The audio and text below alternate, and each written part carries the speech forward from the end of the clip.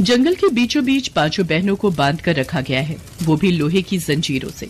कोई हिल भी नहीं पा रहा है। उनके सामने रमेश, बिमला, नंदिनी और बिमला के बाकी 4 बेटे खड़े हैं। उनके हाथ में जलती हुई मशालें हैं। रमेश जोर जोर से हंस पड़ता है। कौन बचाएगा तुम लोगों को? यहाँ हम लोगों के अलावा और कोई नहीं है। अब हम तुम सभी को जलाकर राख कर देंगे। ये बोलकर वो चारों लोगों की तरफ आग लगा देते हैं और जोर जोर से हंसने लगते हैं। अब तुम लोग हमें रोक नहीं पाओगे। अब क्या होगा? क्या पांचों बहनें बच पाएंगी? मगर इन लोगों के साथ ऐसा बर्ताव क्यों किया जा रहा है? आखिर किस काम से रोकने की बात हो रही है? ये जानने के लिए इस कहानी को शुरू से शुरू करना पड़ेगा। इस कहानी की शुरुआत होती है राधेगंज नाम के गांव से, जहां अंजलि, शेफाली, अनुराधा, माधुरी और पायल नाम की 5 बहनों का जन्म हुआ। पायल को जन्म देने के बाद उनकी मां का देहांत हो गया और कुछ ही दिन बाद उनके पिता भी चल बसे। उन 5 बहनों में से अंजलि सबसे बड़ी थी, इसलिए अंजलि ने काम करके सबका पेट भरने की जिम्मेदारी अपने कंधों पर ली। मगर एक छोटी सी बच्ची को कौन काम देगा? इधर उधर घूमने के बाद भी अंजलि को काम नहीं मिला। आज भी मुझे कोई काम नहीं मिला। आज भी हम सबको भूखा सोना पड़ेगा। कोई बात नहीं दीदी, हम भूखे ही सो जाएंगे, आप उदास मत हो। हम दोनों तो सो जाएंगे शेफाली, लेकिन बाकियों का क्या होगा? ये पायल तो इतनी छोटी है, उसे तो कुछ पता भी नहीं है। दीदी, मुझे लगता है हमें ऐसे कोई काम नहीं देगा। हम छोटे हैं, हमसे क्या ही काम करवाएगा कोई। इससे अच्छा हम कुछ और करते हैं। और क्या करें शेफाली? आज गांव के लोग आपस में बातें कर रहे थे कि गांव में एक बहुत बड़ा जादूगर आने वाला है और जादू देखने के लिए टिकट लेना पड़ेगा। एक टिकट की कीमत 100 रुपए है। हम भी तो जादू सीख सकते हैं दीदी। जादू सीख कर सभी को दिखाएंगे और पैसा कमाएंगे। हाँ, ये तूने सही कहा शेफाली। इसके बाद अंजलि ने खुद से ही कुछ जादू का करतब करना सीख लिया और इधर उधर घूमकर लोगों को दिखाने लगी। जादू का खेल तो सबको पसंद होता है, इसीलिए जादू देखने के बाद सब लोग अंजलि को पैसे भी देने लगे। उन पैसों से अंजलि घर चलाने लगी। ऐसे ही समय बीतता गया, सभी बड़े होने लगे और 5 बहनें मिलकर जादू का खेल दिखाने लगी। ये करते करते 5 बहनें जवान हो गई। दिन भर 5 बहनें यहाँ वहाँ घूमकर जादू का खेल दिखाती और शाम को घर लौटकर सभी अंजलि को सारे पैसे दे देती हैं। 5 के बीच बहुत प्यार होता है। ये लीजिए अंजलि दीदी, आज जादू का खेल दिखाकर बस इतना ही हो पाया। आज मेरा भी ज्यादा नहीं हुआ। कोई बात नहीं, हर रोज एक जैसा थोड़ी होता है। हम 5 ऐसे ही एक साथ रहेंगे और सारा सुख दुख एक साथ बांट लेंगे। तभी वहां पर गांव के मुखिया जी आते हैं। अरे मुखिया जी, आप यहाँ आइए, बैठिए ना, बोलिए क्या बात है? अंजलि, हम गांव वाले तुम 5 से बहुत प्यार करते हैं। तुम लोगों की शादी की उम्र हो गई है। तुम लोगों के माता पिता जिंदा नहीं हैं, इसलिए तुम लोगों की शादी का भार तो हम गांव वालों को ही उठाना पड़ेगा ना। शादी करके घर बसाना कौन नहीं चाहता मुखिया जी, मगर हमसे शादी करेगा कौन?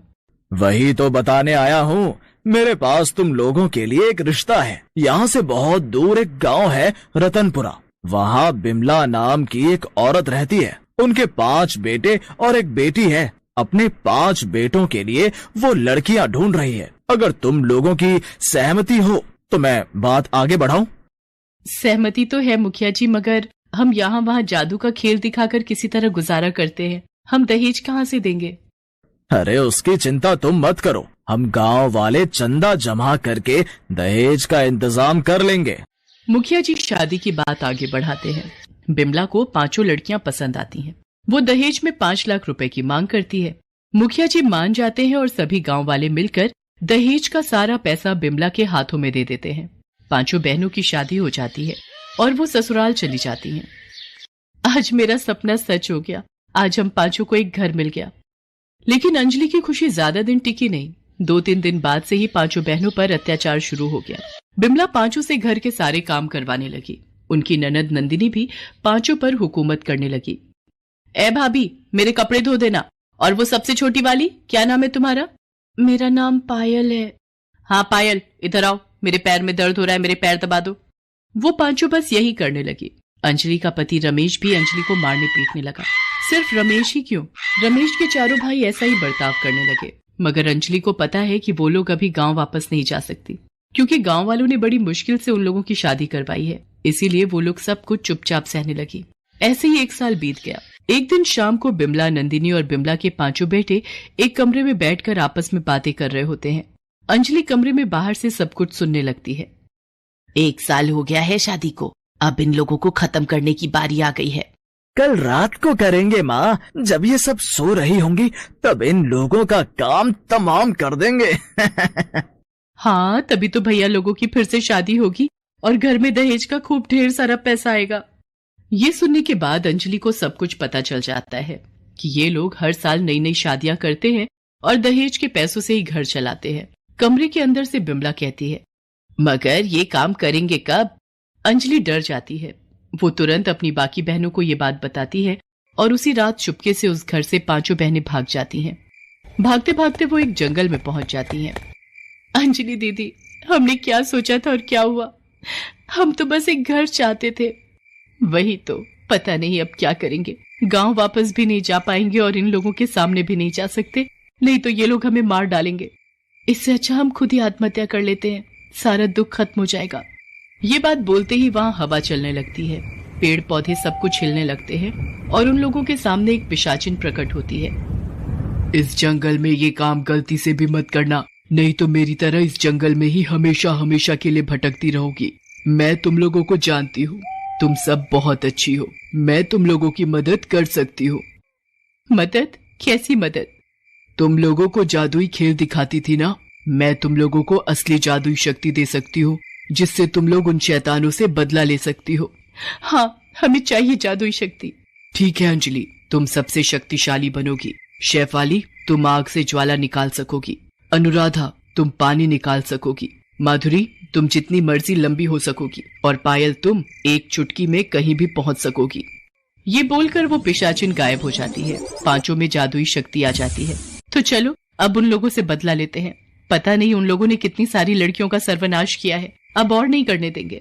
ये बोलकर पायल अंजलि का हाथ पकड़ती है, अंजलि शेफाली का, और इसी तरह सभी एक दूसरे का हाथ पकड़ लेते हैं और पायल सभी को लेकर एक चुटकी में वहाँ से गायब हो जाती है। वो लोग बिमला के घर के सामने आ जाते हैं। वाह, ये शक्ति तो कमाल की है। तभी वहाँ रमेश घर के बाहर आ जाता है। अच्छा, तो तुम लोग मरने के लिए आ गए? हाँ, मरोगे तो तुम लोग, हम लोग बदला लेने आए हैं।